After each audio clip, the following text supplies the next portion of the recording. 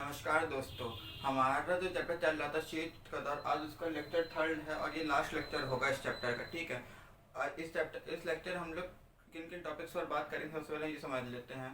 जो सबसे पहले हम बात करेंगे इस लेक्चर में, जो हमारा लेक्चर सेकंड में लास्ट एक इंपॉर्टेंट टॉपिक छूट गया था उस पर सबसे पहले बात करेंगे। फिर उसके बाद हम कुछ ट्रीटीज के बारे में देखेंगे, संधियों के बारे में देखेंगे जो यूएसए और यूएसएसआर के बीच में हुई थी और इसमें काफ़ी देशों ने हस्ताक्षर किए थे, जैसे कि एलटीबीटी हो गई, एनपीटी हो गई, साल्ट वन, स्टार्ट वन, इन सारी संधियों के बारे में बात करेंगे। उसके बाद कुछ इंपॉर्टेंट एमसीक्यूज को देखेंगे जो आपके बोर्ड एग्जाम के लिए इंपॉर्टेंट हैं। और वीडियो के एंड में हम बात करेंगे गुट निरपेक्ष आंदोलन के जो संस्थापक सदस्य थे उनके बारे में कुछ इंपॉर्टेंट पॉइंट्स को देखेंगे, उन पर बात करेंगे। ठीक है, तो ये हुआ हमारी जो लेक्चर, आज का जो लेक्चर है उसका ओवरव्यू। तो सबसे पहले हम बात करते हैं जो लेक्चर सेकंड का लास्ट टॉपिक छूट गया था, इंपॉर्टेंट था उसके बारे में। वो टॉपिक था कि शीत युद्ध का घटनाक्रम, यानी कि शीत युद्ध में जो जो भी घटनाएं हुई उसको एक क्रमबद्ध में देखेंगे कि कौन से साल में कौन सी घटना घटित होती है। ठीक है, इसको समझते हैं। सबसे पहले बात करते हैं, शुरुआत से देखते हैं। तो वर्ष 1947 और 52 के बीच में, यानी कि 1947 से 52 के बीच में मार्शल प्लान आता है, जो कि अमेरिका के द्वारा लाया जाता है। पश्चिमी यूरोप के पुनर्निर्माण में अमेरिका की सहायता होती है इसमें, यानी कि मार्शल ये प्लान होता है, योजना होती है। हम सेकेंड चैप्टर में पढ़ेंगे कि ये प्लान क्यों लाया जाता है, इसका उद्देश्य क्या थे।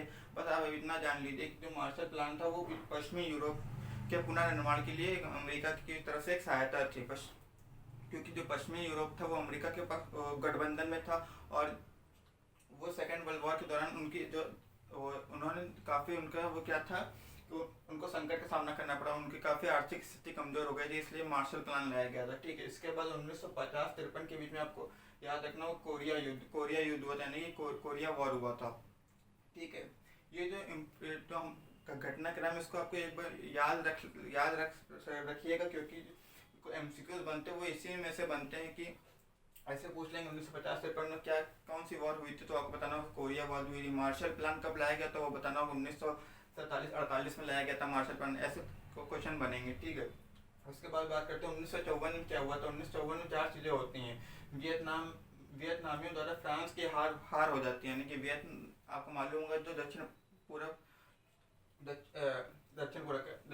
जो कंट्रीज हैं, यानी कि साउथ ईस्ट कंट्रीज हैं, वहाँ पर वियतनाम को एक देश दिखेगा। यहाँ पर मैप में आप देख सकते हैं वियतनाम कहाँ पर है। ठीक है, वहाँ पर फ्रांस की हार होती है और वो एक जो क्षेत्र था उसका नाम होता है, ये आपको याद रखना, डायन बियन फू। ये वियतनाम का एक शहर है डायन बियन फू, वहाँ पर फ्रांसीसियों की हार होती है। ठीक, इसके बाद जिनेवा समझौते पर हस्ताक्षर होता है। ठीक है, जिनेवा समझौता क्या था हम लोग जो हमारा चैप्टर सेकंड होगा उसमें हम समझेंगे। ठीक है, फिर इसके बाद जो 17वीं समानांतर रेखा से वियतनाम विभाजित हो जाता है, यानी कि ये 17वीं समानांतर, ये आपको याद रखना होगा। 17वीं समानांतर रेखा जो थी वो किस देश को विभाजित करती है, यानी कि 2 भागों में बांटती, तो आपको याद रखना वो वियतनाम को 2 भागों में बांटती है। ठीक है, तो 17वीं समानांतर रेखा होती है। फिर उसके बाद 1954 में होता है सीएटो का गठन होता है। सीएटो आपको मालूम होगा, हमने लेक्चर फर्स्ट में सीएटो के बारे में पढ़ा था कि South East Asian treaty organisation है। ठीक है, जो साउथ ईस्ट जितने देश हैं उनके बीच में एक संधि संगठन है जो कि अमेरिका द्वारा लाया गया था। ठीक है, फिर इसके बाद 1954 से 75 के बीच में वियतनाम में अमेरिका का हस्तक्षेप रहता है, यानी कि वियतनाम, आपने यहाँ पे मैप में देखा है वहाँ पर वियतनाम है और उसी में जो देश है वहाँ पर अमेरिका का हस्तक्षेप रहता है 1954 से 75 के बीच में। ठीक है, ये कुछ इंपॉर्टेंट पॉइंट्स है और अभी आगे और डिस्कस करेंगे कि इंपॉर्टेंट कौन कौन से चीज़ें घटना घटित है। अभी इसको इतना नोट कर लीजिए, अब आगे हम और बात करते हैं। तो अब हम आगे बात करते हैं इंपॉर्टेंट पॉइंट्स की। तो वर्ष 1955 में बगदाद समझौते पर हस्ताक्षर होता है, जिसको बाद में सेंटो के नाम से जाना जाता है। ठीक है, आपको मालूम होगा 1955 में सेंटो बना था और इसी साल वार्सा संधि भी की गई थी, जो कि सोवियत संघ की एक सैन्य संधि थी। ठीक है, 1955 में आपको याद रखना होगा कि बगदाद समझौता हुआ था और इसको किस नाम से जाना था, उसको सेंटो के नाम से जाना जाता है, यानी कि सेंट्रल ट्रीटी ऑर्गेनाइजेशन, जो केंद्रीय एशिया के देश थे उनकी संधि संगठन था। ठीक है, 1956 में क्या हुआ था, 1956 में हंगरी में सोवियत हस्तक्षेप हुआ था। आपको यहाँ पर हंगरी का मैप दिख रहा होगा, हंगरी कहाँ पर है, वहाँ पर सोवियत हस्तक्षेप हुआ था। इसके बाद 1961 में बर्लिन दीवार की गई थी। ठीक है, बर्लिन दीवार, ये आपको बहुत याद रखना वो इम्पोर्टेंट है कि बर्लिन दीवार कब खड़ी की गई थी। अक्सर क्वेश्चन बोर्ड एग्जाम पूछाता है क्वेश्चन की बर्लिन दीवार कब खड़ी की गई थी, तो ऑप्शन आता है 61, 62, 60, 65 ऐसे करके आता है। तो उसमें से आपको मान और बर्लिन वॉल गिराई कब गई थी, वो 69 में गिराई गई थी बर्लिन वॉल। तो वो भी ऑप्शन में दोनों और जो वर्ष थे साल थे वो दिए रहते हैं, 1961 भी दिया रहता है और 1969 दिया रहता है कि कब, कि ताकि बच्चा जो हो वो कन्फ्यूजन में आ जाए कि बर्लिन वॉल कब खड़ी की गई थी। तो आपको याद रखना 1961 में खड़ी की गई थी, ठीक है। 1962, जैसे कि आपको मालूम लेक्चर फर्स्ट हमने सबसे पहला टॉपिक ही हमारा यही था कि क्यूबा मिसाइल संकट, तो क्यूबा में मिसाइल संकट था, ठीक है। 1968 में चेकोस्लोवाकिया में सोवियत हस्तक्षेप होता है, ये आपको याद रखना होगा। अक्सर पूछा जाता है कि चेकोस्लोवाकिया किन देशों से टूट कर बना, चेकोस्लोवाकिया से कितने देश बने हैं, तो 2 देश बने, एक चेक बना और एक स्लोवाकिया बना है, ठीक है। इसके बाद 1978 से 89 के बीच में कंबोडिया में वियतनाम का हस्तक्षेप होता है, ठीक है। कंबोडिया में वियतनाम का हस्तक्षेप होता है, ये भी साउथ ईस्ट कंट्री है, आप यहाँ पे मैप में देख सकते हैं साउथ कंबोडिया कहाँ पर, उसमें 78 से 89 के बीच में वियतनाम का हस्तक्षेप होता है कंबोडिया में, ठीक है। इन पॉइंट्स को लिखिए। अब आगे कुछ पॉइंट 4-5 पॉइंट रहेगा, उसको हम देख लेते हैं, जो घटनाएं घटित हुई हैं उनको देख लेते हैं। बोल छोटा होने के कारण कुछ ही पॉइंट्स यहाँ पर आप आ रहे हैं, लेकिन साफ सुथरा करने के लिए हम तो कुछ पॉइंट्स ज़्यादा अगर लिख लेंगे तो आपको समझ में नहीं आएगा कि कहाँ पर क्या बात कही गई है, ठीक है। तो कुछ छोटे कम लिख करके हम आपको अच्छा समझा रहे हैं कि ताकि आपको अच्छे समझ में आए कि यहाँ पर किस टॉपिक पर बात की जा रही, चर्चा की जा रही है, वो आपको अच्छे समझ में आए ताकि आप बोर्ड एग्जाम में अच्छे से आंसर लिख करके आएँ और 90+ मार्क्स ला पाएँ, ठीक है। तो आप इसको लिखिए जहाँ पर चैप्टर्स के नोट्स बना रहे हैं। अब जो 4-5 टॉपिक बचे हैं उसको हम पॉइंट्स बचे हैं उसको हम बात करते हैं। अब आगे बात करते हैं 1969 से 89 में सोवियत संघ का अफगानिस्तान में हस्तक्षेप होता है, ठीक है। 1979 से 89 के बीच में सोवियत संघ का क्या होता है, सोवियत संघ अफगानिस्तान में हस्तक्षेप करता है। इसको आपको याद रखना है कि अफगानिस्तान में सोवियत हस्तक्षेप होता है, या ये भी क्वेश्चन इंपॉर्टेंट है, यहाँ से भी इस पॉइंट से भी क्वेश्चन अक्सर पूछे जाते हैं, ठीक। इसके बाद 1985 में आपको मालूम हो गोरबाचेव सोवियत संघ के राष्ट्रपति बनते हैं और सुधारों की शुरुआत होती है। हमने लेक्चर फर्स्ट में ही पढ़ा था कि गोरबाचेव के सुधारों की नीतियाँ क्या थी, ठीक, उनके बारे में हमने पढ़ा था। सोवियत संघ के राष्ट्रपति बनते हैं और सुधारों की शुरुआत होती है। सोवियत संघ गोरबाचेव के बारे में हम चैप्टर 2 में पढ़ेंगे, जब हम पढ़ेंगे शीत युद्ध का अंत, 2 ध्रुवीय विश्व का अंत जब हम पढ़ेंगे उसमें हम गोरबाचेव के बारे में बात करेंगे, ठीक है, और थोड़ा और बात करेंगे। फिर 1989 में बर्लिन दीवार गिरती, इससे पहले अभी हमने बात की थी 1969 में बर्लिन दीवार गिरती, नहीं वो गलत था, मैं 89 के 69 बोल गया था, ठीक है। आपको याद रखना है कि 1989 में बर्लिन दीवार गिरती है और उसके अगले साल 1990 में जर्मनी का एकीकरण होता है। ये अक्सर पेपर में पूछा जाता है, ये दो पॉइंट्स हैं इंपॉर्टेंट हैं।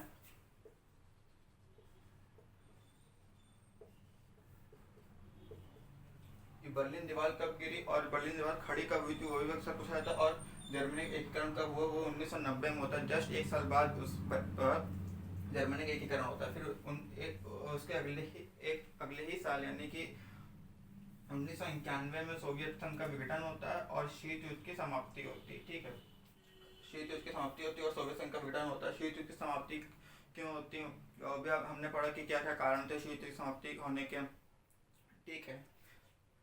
और वहाँ पे जब 1991 में वो जनता विद्रोह कर देती है, उनका नेतृत्व बोरिस येल्सिन करते हैं। ये सब हम अगले लेक्चर जो चैप्टर होगा 2 ध्रुवीय विश्व का अंत, उसमें हम बात करेंगे, ठीक है। जो नेक्स्ट 2nd चैप्टर होगा उसमें हम बात करेंगे थोड़ा और विस्तार से कि शीत युद्ध की समाप्ति कैसे होती है, इस पर बात करेंगे, ठीक है। अभी तो हमने खाली इतना जाना कि शीत युद्ध का जो दौर था उसमें क्या क्या चीज़ें घटित होती हैं, 2 विश्व कैसे उभर कर सामने आते हैं, इन सारी बातों पर हमने बात की थी यूएसएसआर के बारे में।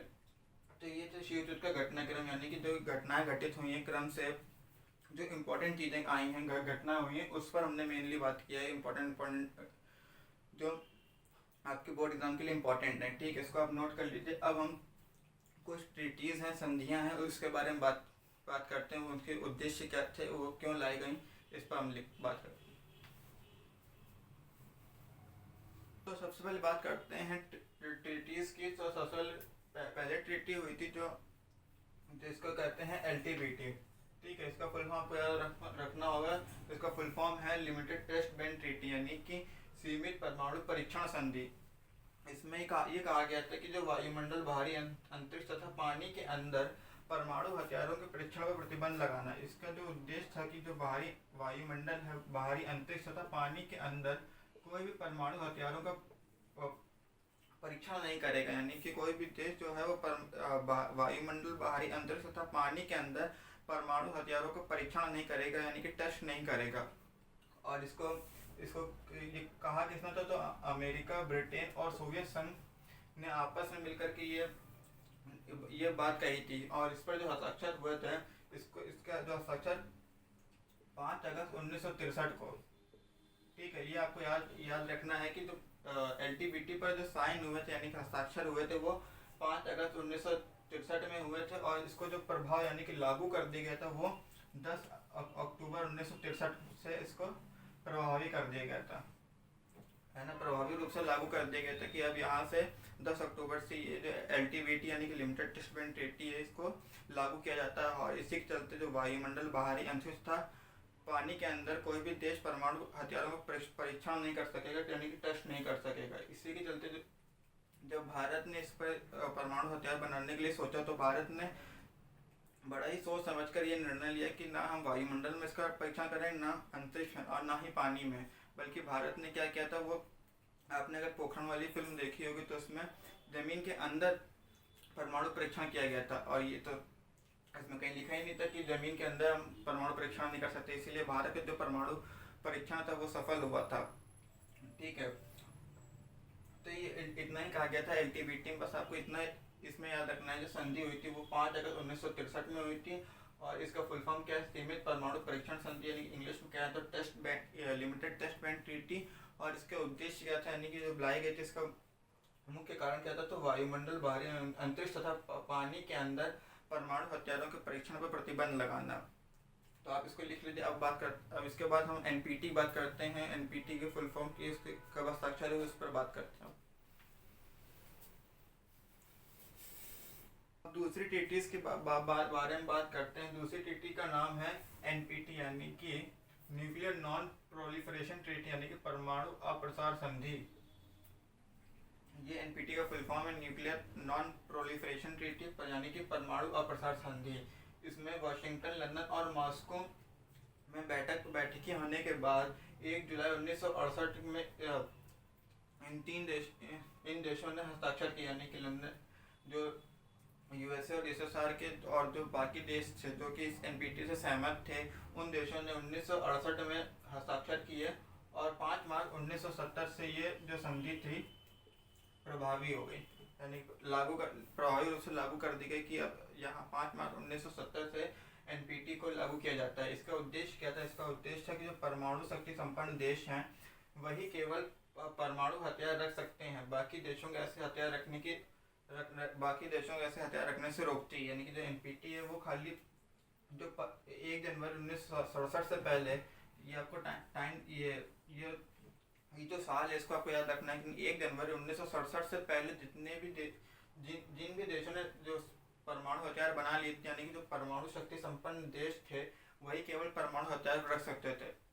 और उनके अलावा कोई और देश परमाणु हथियार नहीं रख सकता था जिन्होंने 1967 से पहले 67 से पहले परमाणु हथियार बना लिए थे। और यही जो देश है, ये 5 देश हैं जिन्होंने NPT पर साइन किया था कि जो परमाणु शक्ति संपन्न देश थे उस 1967 से पहले। तो इसमें थे, एक आपको याद रखना USA है, रशिया है। USSR को बाद में रशिया का दर्जा मिला, यानी कि जो USSR का उत्तराधिकारी देश बना वो था रशिया, जो कि जो आज जो चल रहा है उसको, जिसको हम लोग रशिया कहते हैं, वही USSR का पहले भाग हुआ करता था। फिर उसके बाद ब्रिटेन है, फ्रांस है और चाइना ने भी 1967 से पहले, यानी कि 1967 से पहले अपना परमाणु परीक्षण कर लिया था और परमाणु हथियार बना लिया था। तो एनपीटी का आपको बस इतना याद रखना है कि फुल फॉर्म क्या है, न्यूक्लियर नॉन प्रोलिफरेशन ट्रीटी, यानी कि परमाणु अप्रसार संधि। इस पर हस्ताक्षर कब हुए, तो इस पर 1 जुलाई 1968 में हस्ताक्षर होते हैं, और इससे 1 साल पहले जिन भी देशों ने परमाणु हथियार बना लिए थे वो परमाणु शक्ति संपन्न देश माने जाते हैं, जिनमें 5 देश आते हैं, यूएसए, यूएसएसआर यानी कि रशिया, ब्रिटेन, फ्रांस और चाइना। आपको ये याद रखना है कि जो भारत है उसने एनपीटी पर अभी तक हस्ताक्षर नहीं किए हैं। भारत का कहना है कि जो एनपीटी ये भेदभावपूर्ण एक ट्रीटी, यानी कि जिन भी देशों ने परमाणु हथियार नहीं बनाए उनके साथ ये भेदभाव है कि खाली 5 ही देशों को परमाणु हथियार रखने की वो छूट क्यों दी गई, बाकी जो देश परमाणु हथियार बना सकते हैं उनको क्यों नहीं बनाया दिया जाना चाहिए। इस पर भारत ने अपना पक्ष रखा है, अपनी बात रखी। इसी के चलते भारत ने एनपीटी पर साइन नहीं किया है। आपको याद रखना है कि भारत ने एनपीटी पर यानी कि परमाणु अप्रसार संधि पर हस्ताक्षर नहीं किया है। ठीक है, ये तो एनपीटी के था, एनपीटी के बारे में था। अब बात करते हैं जो हमारी तीसरी संधि हुई है, ट्रीटी है, उसके बारे में। ठीक,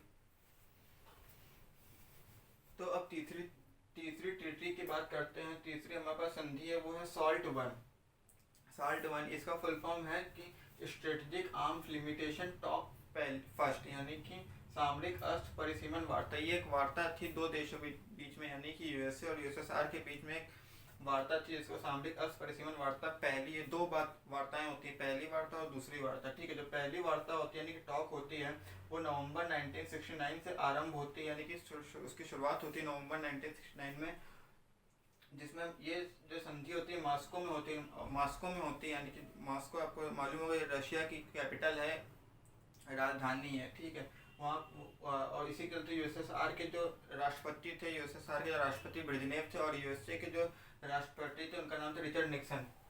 यूएसए के राष्ट्रपति ब्रेजनेव और रिचर्ड निक्सन जो कि यूएसए के राष्ट्रपति थे, इन दोनों के बीच में 26 मई 1972 में हस्ताक्षर होते हैं। ठीक है, और 3 अक्टूबर 1972 में ये संधि क्या करती, दोनों देशों के बीच में प्रभावी कर दी गई, यानी कि इसको लागू कर दिया गया, प्रभावी रूप से लागू कर दिया गया कि अब ये जो ट्रीटी यानी कि टॉक्स हुई है हम लोग के बीच में, यह एक संधि का रूप लेकर के हम आगे बढ़ेंगे। इसमें इसके उद्देश्य क्या थे, इसके 2 उद्देश्य थे। जो परमाणु मिसाइलें परिसीमन संधि थी, यानी कि एबीएम ट्रीटी, यानी एंटी बैलिस्टिक मिसाइल जो ट्रीटी थी, मिसाइल्स होती हैं उसके परिसीमन की संधि थी। और दूसरा था कि सामरिक रूप से घातक हथियारों के परिसीमन के बारे में अंतरिम समझौता, यानी कि जो सामरिक रूप से घातक हथियार हैं उनको लेकर के ये ट्रीटी हुई थी। ये अंतरिम समझौता था, यानी कि ट्रीटी थी 2 देशों के बीच में, आंतरिक रूप से ये वार्ता होती है। और इसकी जो दूसरी बैठक होती है, यानी कि सेकेंड की जो बैठक होती है वो नवंबर 1972 में आरंभ होती है, जिसमें यूएसए के जिमी कार्टर और यूएसएसआर के ब्रेजनेव जो दोनों राष्ट्रपति एक आपस में मिलते हैं, और 18 जून 1979 में दोनों देशों के बीच में हस्ताक्षर हो जाते हैं। तो ये था SALT I और SALT I के बारे में, यानी कि जो 2 टॉक्स हुई थी उन दोनों बारे में हमने समझा कि इसका फुल फॉर्म क्या है। स्ट्रेटेजिक आर्म लिमिटेशन टॉक पहली और नवंबर 1969 में आरंभ हुई थी, और जब कंप्लीट हुई थी तो उस पर हस्ताक्षर हुआ, यानी कि साइन हुआ, वो 26 मई 1972 में होते हैं। और उसका जो दूसरी बैठक हुई थी वो नवंबर 1972 में आरंभ होती है, और 18 जून 1979 में इन दोनों देशों के बीच में हस्ताक्षर होते हैं। ठीक है, आप इसको नोट कर लीजिए। अब जो अगली ट्रीटी यानी कि 4th जो ट्रीटी हुई है वो हम उस पर बात करते हैं, उसका नाम है START I, उसको हम समझते हैं। ठीक है, आप इसको नोट कर लीजिए। इतना ध्यान रखिएगा इसके फुल फॉर्म और जो ये कब लागू की गई हैं इस पर आप ज़्यादा ध्यान दीजिए, इसको याद रखिएगा, क्योंकि यहीं से MCQs क्वेश्चन आपके ज़्यादातर बनते हैं। वैसे तो कहीं से भी बनने के चांसेस ज़्यादा रहते हैं, लेकिन ये आज की जो लेक्चर है इस पर हम खाली इंपॉर्टेंट चीज़ों पर ही बात कर रहे हैं, जहाँ से आपके क्वेश्चन ज़्यादा बनने की संभावना रहती है, और आप यहाँ से पढ़ करके करेक्ट क्वेश्चंस को टिक करके आंसर आप मार करके मार्क्स ला सकते हैं। ठीक है, तो आप इसको नोट कर लीजिए। हम जो आखिरी ट्रीटी बची उस पर बात करते हैं। जो हमारी आखिरी और लास्ट ट्रीटी है उसके बारे में बात करते हैं, उसका नाम है START I, यानी कि स्ट्रेटेजिक आर्म रिडक्शन ट्रीटी, सामरिक अस्त्र न्यूनीकरण ये संधि है। ठीक है, इसके जो हस्ताक्षर होते हैं ये होते हैं 31 जुलाई 1991 में। ये 2 देशों के बीच में होते हैं, यूएसए और यूएसएसआर। यूएसए के जो राष्ट्रपति थे जॉर्ज बुश सीनियर थे, और जो यूएसएसआर के थे उस समय आपको मालूम है गोरबाचेव थे। 1991 तक तो गोरबाचेव भी थे। इन दोनों के बीच में हस्ताक्षर होते हैं, और इसका उद्देश्य क्या था, घातक हथियारों के परिसीमन और उनकी संख्या में कमी लाना, यानी कि जो घातक हथियार थे उनके परिसीमन और उनकी संख्या में कमी लाना। मेनली ये बात थी कि परिसीमन यानी कि उसको कम करना, रिडक्शन करना। नाम ही में इसका उद्देश्य छिपा हुआ, यानी कि जो स्ट्रेटेजिक आर्म रिडक्शन ट्रीटी, यानी कि जो हमारे घातक हथियार उनके में रिडक्शन यानी कि न्यूनीकरण यानी कमी लाने के बारे में बात की गई थी। और जिसकी जो दूसरी बैठक हुई थी, स्टार्ट सेकेंड जो हुई थी, वो यूएसए के राष्ट्रपति जॉर्ज बुश सीनियर और जो रशिया के राष्ट्रपति थे बोरिस येल्सिन। अब आपको मालूम है कि 91 में सोवियत संघ का विघटन हो जाता है, जिसके कारण अब सोवियत संघ नहीं रहता है, उसकी जो उत्तराधिकारी राष्ट्र देश बनता है वो होता है रशिया। तो रशिया के जो राष्ट्रपति होते हैं बोरिस येल्सिन होते हैं, उनके बीच में हस्ताक्षर होता है 3 जुलाई 1993 में। इन दो देशों के बीच में हस्ताक्षर होते हैं। तो ये हमने पूरी इंपॉर्टेंट जो ट्रीटीज हुई थी उसके बारे में बात की है कि NPT, LTPT, start 1, start second, salt 1, salt 2 के बारे में हमने बात की है। अब हम एमसीक्यूज के बारे में बात करते हैं। जो इंपॉर्टेंट एमसीक्यूज हैं आपके बोर्ड एग्जाम में पूछे जा सकते हैं, उसमें उनके बारे में हम जानते हैं। ठीक है, आप इसको नोट डाउन कर लीजिए अपने जो नोट्स बना रहे हैं। तो चलिए अब हम एमसीक्यूज की बात करते हैं कि जो आपके बोर्ड एग्जाम एमसीक्यूज पूछाएंगे। तो ये जो शुरुआत के 3 एमसीक्यूज होंगे वो आपके चैप्टर के जो पीछे एमसीक्यूज दिए गए वही उसी के एमसीक्यूज होंगे। तो सबसे पहले बात करते हैं क्वेश्चन फर्स्ट की। इसमें क्या कहा गया है? तो इसमें कहा गया शीत युद्ध के बारे में कौन सा कथन गलत है। आपको ये बताना है कि जो नीचे ऑप्शन दिए गए उनमें से शीत युद्ध के कथन में कौन सा गलत है। तो पहला है कि ये संयुक्त राष्ट्र अमेरिका और यूएसएसआर यानी सोवियत संघ और उनके साथी देशों के बीच एक प्रतिस्पर्धा थी। तो ये हमने चैप्टर में पढ़ा ही है कि जो संयुक्त राज्य अमेरिका और यूएसए के जो साथी देश थे यानी जो गठबंधन के 2 देश थे उनके बीच में आपसी प्रतिस्पर्धा थी कि यूएसएसआर आगे बढ़े कि यूएसए आगे बढ़ेगा। तो दूसरा ऑप्शन है, तो ये तो सही है, हमारे पास ये ऑप्शन तो सही है, कथन तो गलत कह नहीं रहा है। दूसरा है कि ये महाशक्तियों के विचारधाराओं को लेकर एक युद्ध था, यानी कि जो शीत युद्ध था वो महाशक्तियों की विचारधाराओं को लेकर एक युद्ध था। तो हमने ये भी पढ़ा है कि जो यूएसए की विचारधारा थी वो पूंजीवादी व्यवस्था को दर्शाती थी और जो यूएसएसआर की विचारधारा थी वो समाजवादी व्यवस्था को दर्शाती थी कि हमारे विचार का दायरा बढ़े यानी कि विस्तार हो। तो हाँ, ये भी ऑप्शन ठीक है कि दोनों महाशक्तियों की विचारधारा को लेकर एक युद्ध था। तीसरा ऑप्शन कह रहा है कि शीत युद्ध ने हथियारों की होड़ शुरू की। ये भी ऑप्शन सही है क्योंकि जो शीत युद्ध था वो उसने हथियारों की होड़ की शुरुआत की, यानी कि यूएसए के हथियार ज़्यादा ताकतवर होंगे, शक्तिशाली होंगे। यूएसएसआर के दोनों ने एडवांस टेक्नोलॉजी अपनाई थी, अपने हथियारों को बार बार एडवांस करते ही जा रहे थे कि अगर हम सबसे घातक हथियार हमारे होंगे यूएसएसआर को या यूएसए के बीच में। ठीक है, और चौथा ऑप्शन है कि तो ये भी सही, हथियारों की होड़ की शुरुआत की थी। और चौथा है कि अमेरिका और सोवियत संघ सीधे युद्ध में शामिल हो गए थे। तो क्या मेरे द्वारा पढ़ाया गया कि यही था कि अमेरिका और सोवियत संघ आपस में युद्ध शामिल हो गए थे? नहीं, हमने ऐसा नहीं पढ़ाया था कि वो आपस में युद्ध शामिल हो गए। तो ये ऑप्शन गलत है, यानी कि अमेरिका और सोवियत संघ सीधे युद्ध में शामिल नहीं हुए थे, यानी ये प्रत्यक्ष रूप से नहीं है लेकिन अप्रत्यक्ष रूप से ये लोग आपस में युद्ध लड़े। तो ये ऑप्शन तो गलत हो गया। तो ये ऑप्शन गलत होने के कारण जो हमारा ऑप्शन सही होगा वो डी ऑप्शन सही होगा। ठीक है, ऐसे ही करके आपके क्वेश्चंस जो बोर्ड में पूछाएंगे एमसीक्यूज में ऐसे ही पूछे जाएंगे। कथन एवं कारण वाले क्वेश्चंस भी आपके में आएंगे।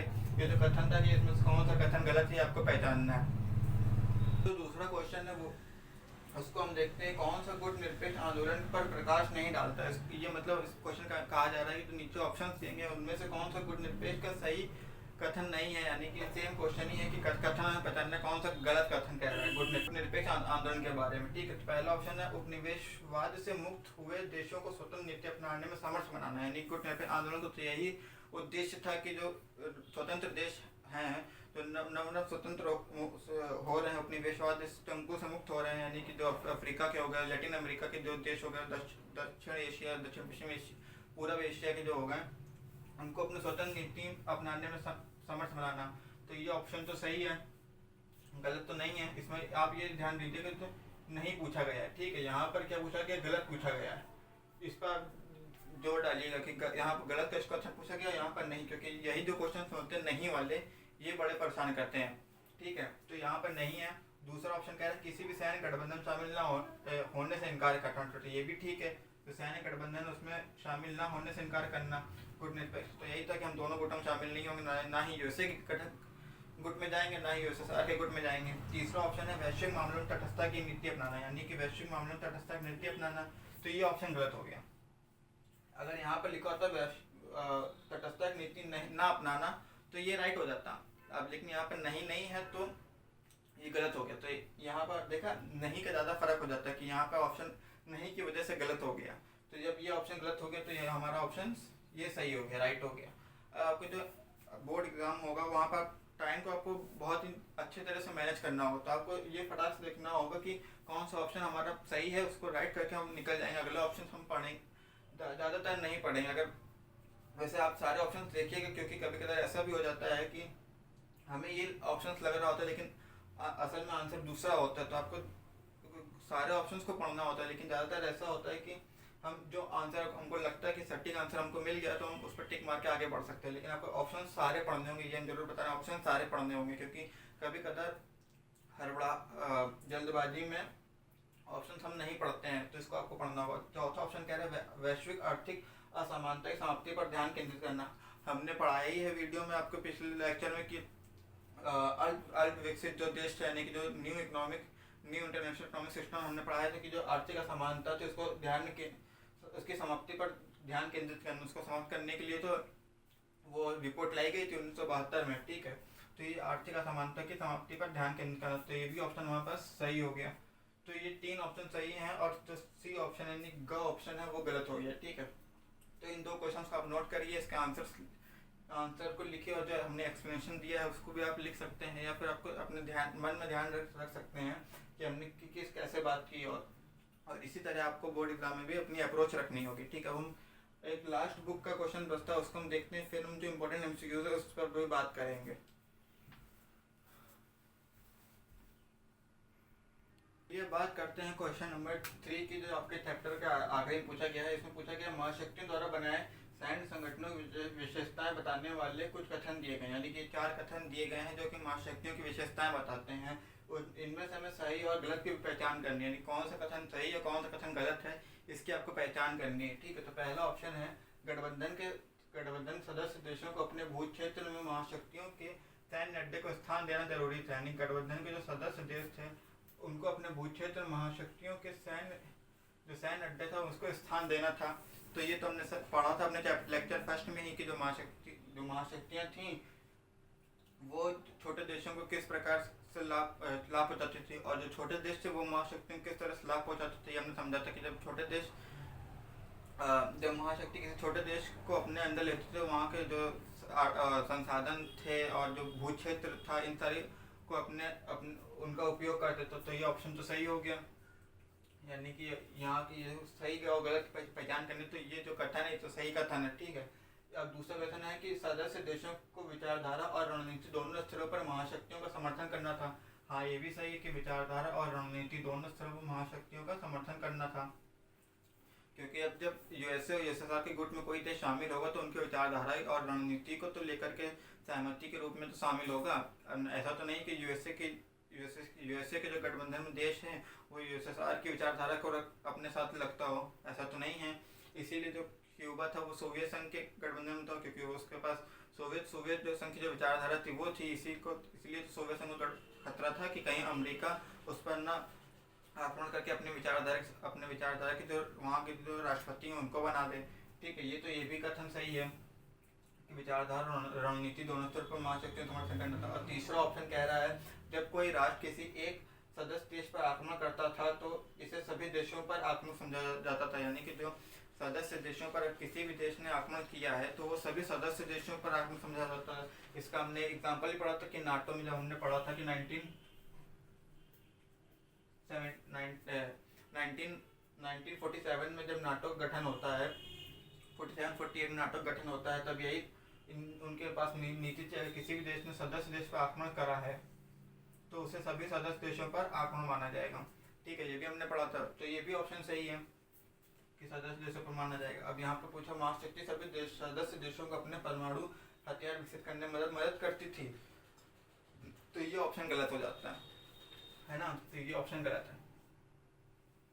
क्योंकि जो महाशक्ति थी सभी सदस्य देशों का परमाणु हथियार विकसित करने के लिए नहीं नहीं कहती थी, अभी तो अपने जो परमाणु हथियार थे वहां पर जाकर के सैनिक अड्डे पर तैनात करती थी, जिससे कि वह शत्रु राष्ट्र पर आक्रमण कर सके, निशाना साध सके। इसलिए तो क्यूबा में परमाणु हथियार सोवियत संघ ने रखे, तो 1962 में इसके चलते तीसरा वर्ल्ड वॉर का खतरा पैदा हो गया था। तो यहाँ पर ये ऑप्शन गलत है, बाकी सारे ऑप्शन जो हैं वो आपके सही हैं।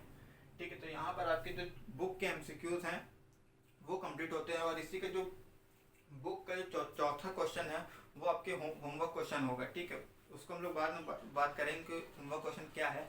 अब जो आपके इंपॉर्टेंट एमसीक्यूज है उस पर बात करते हैं, इसको आप नोट कर लीजिए, ये बुक के लास्ट चैप्टर के लास्ट के क्वेश्चन हैं। ठीक, अब हम जो मेरे खुद के इंपॉर्टेंट क्वेश्चन बनाए गए हैं वो आप डिस्कस करते हैं, आपके बोर्ड एग्जाम पूछे जाने की हर संभव संभावनाएं हैं, और उससे फंसेंगे, आपको जरूर क्वेश्चन फंसेंगे, आपको ये याद रखना। उसको अच्छे से बस पढ़ लीजिएगा, देख लीजिएगा कि हम उन क्वेश्चन कैसे प्रैक्टिस करते चलते हैं।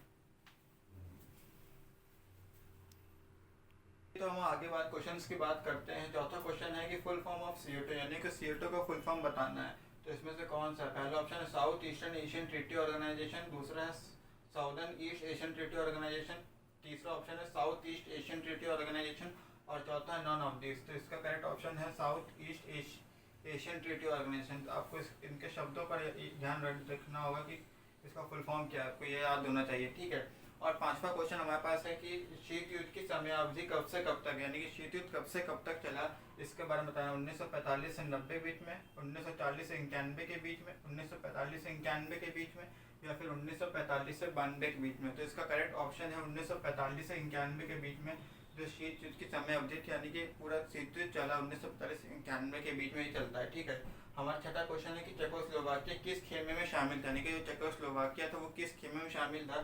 तो ये अमेरिका के गठबंधन में था, कि सोवियत संघ के गठबंधन में था, कि फिर गुट निरपेक्ष, या फिर इन सभी में शामिल था।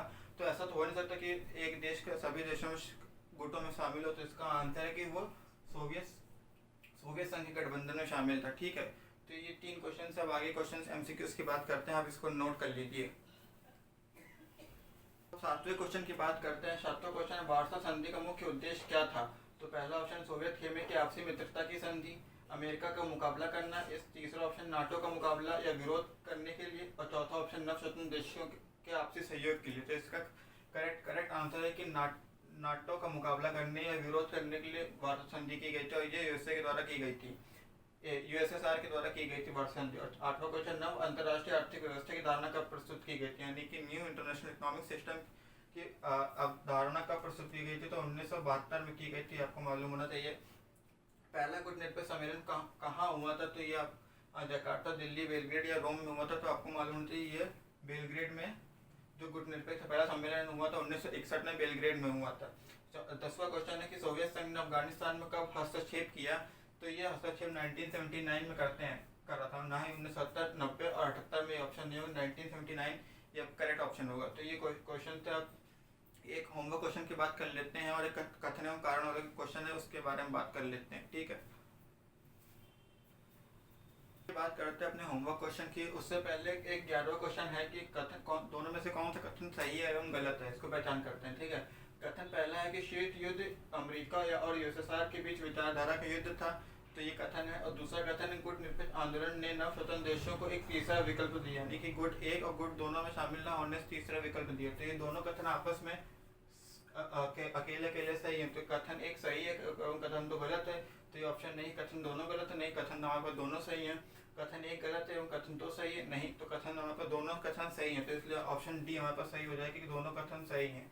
ठीक है, और आपके लिए एक होमवर्क क्वेश्चन ये है कि निम्न में से शीत युद्ध के दौरान कौन से देश किस खेमे में शामिल। तो ये 6 देशों के नाम आपको बताना है कमेंट बॉक्स में कि कौन से देश किस खेमे में शामिल थे। इसमें है पोलैंड, फ्रांस, जापान, नाइजीरिया, उत्तरी कोरिया और श्रीलंका। ये 6 देश हैं, आपको कमेंट बॉक्स में बताना है कि देश किस खेमे में शामिल है। अब हम बात करते हैं अपने लास्ट टॉपिक इस लेक्चर का और इस चैप्टर का, कि जो गुट निरपेक्ष आंदोलन के संस्थापक सदस्य थे उनके बारे में कुछ पॉइंट्स हम देख लेते हैं। ठीक है, और ये हमारा इस लेक्चर का भी आखिरी टॉपिक होगा, और इस चैप्टर को समाप्ति का भी एक आखिरी पॉइंट होगा। ठीक,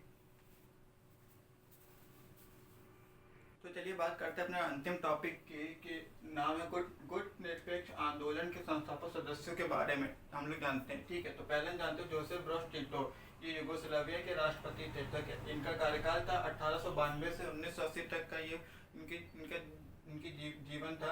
पहला पॉइंट है, यूगोस्लाविया के शासक थे 1940 से 80 के बीच में, यानी कि यूगोस्लाविया के ये शासक रहे हैं। दूसरा, वर्ल्ड वॉर में जर्मनी के खिलाफ लड़े, सेकेंड वर्ल्ड वॉर में जर्मनी के खिलाफ लड़े। तीसरा है कि यूएसएसआर से इनकी दूरी थी, क्योंकि यूएसएसआर से दूर थे इसलिए गुटनिरपेक्ष में शामिल हुए। और चौथा कि यूगोस्लाविया में एकता इन्होंने कायम की। यूगोस्लाविया में जो एकता कायम की वो थे जोसेफ ब्रोज टिटो। ये आपको याद रखना, जोसेफ ब्रोज टिटो के बारे में, ठीक है। दूसरा है गमाल अब्दुल नासिर। इनकी जो जीवन था वो 1918-70 तक रहा, ठीक है। पहला है कि सन 1970 तक मिस्र के राष्ट्रपति थे, शासक रहे 1970 तक ये मिस्र के शासक रहे, और फिर उसके बाद इनका देहांत हो जाता है, ठीक है। दूसरा है कि सुएज नहर का राष्ट्रीयकरण किया। ये पूछ लिया जाता है कि सुएज नहर का राष्ट्रीयकरण किसने किया है, तो वो किया था गमाल अब्दुल नासिर ने, ठीक है। अब बात करते हैं जवाहरलाल नेहरू की, जो कि भारत के पहले प्रधानमंत्री थे। 1889 से 1964 तक इनका जीवन रहता है। पहला पॉइंट है कि भारत के पहले प्रधानमंत्री थे 1947 से 64 तक ये भारत के पहले प्रधानमंत्री थे। दूसरा कि एशियाई एकता और अनौपनिवेशीकरण और निरस्त्रीकरण के प्रयास किए एवं विश्व शांति के शांतिपूर्ण सह अस्तित्व की वकालत की, यानी कि इन्होंने एशियाई एकता और जो निरस्त्रीकरण था, औपनिवेशीकरण और निरस्त्रीकरण के प्रयास एवं विश्व शांति की इन्होंने वकालत की थी, ठीक। अब चौथे हैं हमारे पास सुकर्नो। ये इंडोनेशिया के पहले राष्ट्रपति थे। इनकी जो जीवन था वो 1901 से 70 के बीच में इनका जीवन रहा है। दूसरा पॉइंट हम देखते हैं, स्वतंत्रता संग्राम के नेता थे, यानी कि जो इंडोनेशिया में स्वतंत्रता संग्राम हुआ था उसके ये एक उभरते हुए नेता के रूप में जाने जाते हैं। और तीसरा कि बांडुंग सम्मेलन। आप जब सेकंड बुक पढ़ेंगे स्वतंत्र भारत में राजनीति, उसमें हम बांडुंग सम्मेलन के बारे में बात करेंगे, जब भारत के विदेश संबंध के बारे में बात करेंगे, ठीक है। बांडुंग सम्मेलन का आयोजन करते हैं और सैनिक विद्रोह से इनका तख्ता पलट हो जाता है, ठीक है। चौथा पॉइंट, सैनिक विद्रोह से इनका तख्ता पलट हो जाता है सुकर्नो का, ठीक है। अब पांचवें जो संस्थापक हैं उनके बारे में बात करते हैं, उनका नाम है वामे एनक्रूमा। ये नाम आपको याद रखने हैं, अक्सर एमसीक्यूज में पूछे जाते हैं। तो वामे एनक्रूमा का जीवन रहता है 1909 से 72 तक। पहला पॉइंट है कि घाना के पहले प्रधानमंत्री थे, 1952 से 66 तक इनका कार्यकाल रहता है और ये पहले घाना के प्रधानमंत्री बनते हैं। दूसरा कि नव उपनिवेशवाद का विरोध किया इन्होंने, जो नव उपनिवेशवाद था उसका इन्होंने विरोध किया। और तीसरा इनका भी यही होता है कि जो सैनिक षड्यंत्र द्वारा इनका तख्ता पलट कर दिया जाता है इसके कारण, और फिर इसके बाद इनका देहांत हो जाता है जब इनका सैनिक तख्ता पलट हो जाता है। तो ये था कुछ संस्थापक सदस्यों के बारे में जो गुटनिरपेक्ष आंदोलन के सदस्य थे, ठीक है। तो यहाँ पर हमारा पहला जो चैप्टर है शीत युद्ध का दौर पूरा तरह से कंप्लीट हो जाता है। 3 लेक्चर में हमारा चैप्टर कंप्लीट हुआ है। तो आशा करता हूँ कि आपको तीनों लेक्चर में कोई प्रॉब्लम नहीं होगी, समझने में अच्छे तरह से समझ में आया होगा, नोट्स आपने बनाए होंगे। अब हम लोग जो सेकंड चैप्टर है उसमें मिलते हैं, तब तक के लिए बहुत बहुत धन्यवाद।